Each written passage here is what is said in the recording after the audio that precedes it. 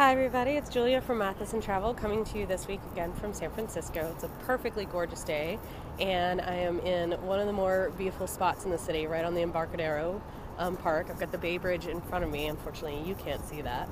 But I wanted to talk to you this week about something that should be common sense, but apparently it's not, because I have witnessed some very bad airport and airplane etiquette over the last couple of trips I've been on, and so I wanted to kind of share some of the simple rules that, again, should be common sense, but apparently they're not when you are flying.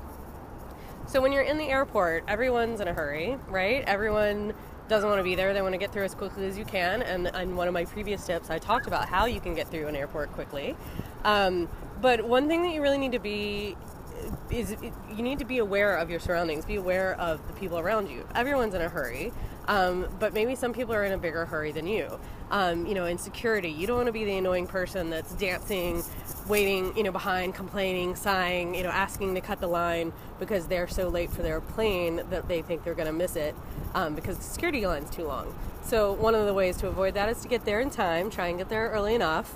But then another thing that people are always really in a rush at is on the plane when you have connecting flights. And, sometimes airplane or the flight crew will announce, there are a lot of people on this plane with tight connections. Please stay in your seat if you have plenty of time.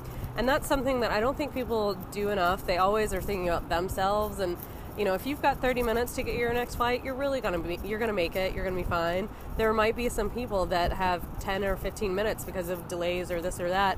They have to get to their next plane. And if you stay in your seat, they can get off the plane that much quicker. Or also, if you're landing there, you probably have to go pick up your bag anyway. So just hang out in your seat and let other people that may be in a bigger rush than you get off first. Another thing that I've witnessed recently, also on the plane, speaking of on the plane etiquette, this is more about on the plane. You're in a tight, confined space. You're all in there together. You want to be courteous and to your fellow passengers. I witnessed on the flight I was on the other day a woman in the middle seat climbing over her aisle seat companion. They weren't companions, they were not traveling together, and she climbed over her each and every time she wanted to get up. Now, I don't know their situation, but to me that's really not so comfortable, climbing over someone you don't know. Maybe you don't want to do that. If you're sitting in the middle or the window seat, you do want to try and limit the number of times you get up. But at the same time, just ask. People understand you got to go to the bathroom on a long flight. That's totally fine. Don't try and climb. That's very awkward. Another thing is on a red-eye flight. Everyone's trying to sleep. The lights are down. It's fine if for whatever reason maybe you're not following my jet lag tips and you don't want to sleep. That's fine. You can read, or you can have your light on, all that good stuff, or have your earphones in watching a movie. But for goodness sakes, don't have a conversation at full volume with your seatmate. I literally had to lean forward and ask someone to speak a little quietly because she woke me up from a Dramamine-induced sleep with earplugs in and everything in the middle of the night during my last red-eye flight. So again, it's all just about the golden rule and being aware of your surroundings and being aware of, what other people are going through. Because I know what you're going through is important, but somebody else's needs might be a little bit more greater than yours. And so you just want to think about that when you're flying. Again, this should be some common sense, but based on some of the behaviors I've seen in the last couple of flights, maybe they're not. Oh, one more thing, boarding a plane.